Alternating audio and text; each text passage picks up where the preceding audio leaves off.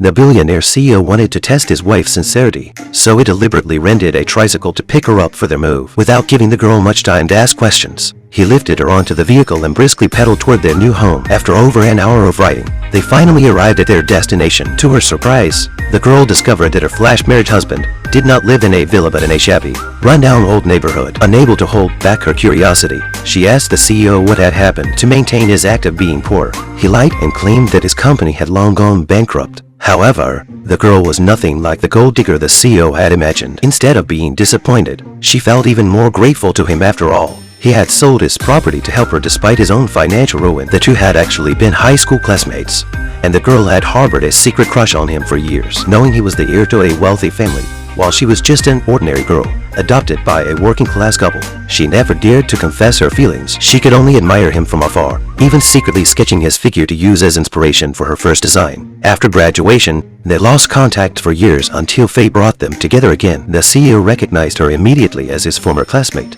and their unexpected reunion led to a series of encounters. His assistant later investigated and discovered that the girl's adoptive father was hospitalized with a critical illness, requiring a large sum for surgery. Convinced that she was only after his money, the CEO grew suspicious. Unbeknownst to him, the girl had already scraped together medical funds for her father, only for her adoptive parents' biological daughter to embezzle the money. With her father's condition worsening and her savings drained, the desperate girl broke down in tears outside the hospital. At the same time, the CEO, pressured by his parents to marry, arrived at the hospital and proposed a deal. If she married him, he would cover all her father's medical expenses. After a quick civil registration, the CEO demanded that she move in with him to test whether she truly cared for him or his wealth. He showed up with a tricycle to fetch her. When they arrived at their tiny 10-square-meter home, the CEO was smug about his clever scheme. To his astonishment, the girl immediately began tidying up the cramped space, determined to turn it into their newlywed home.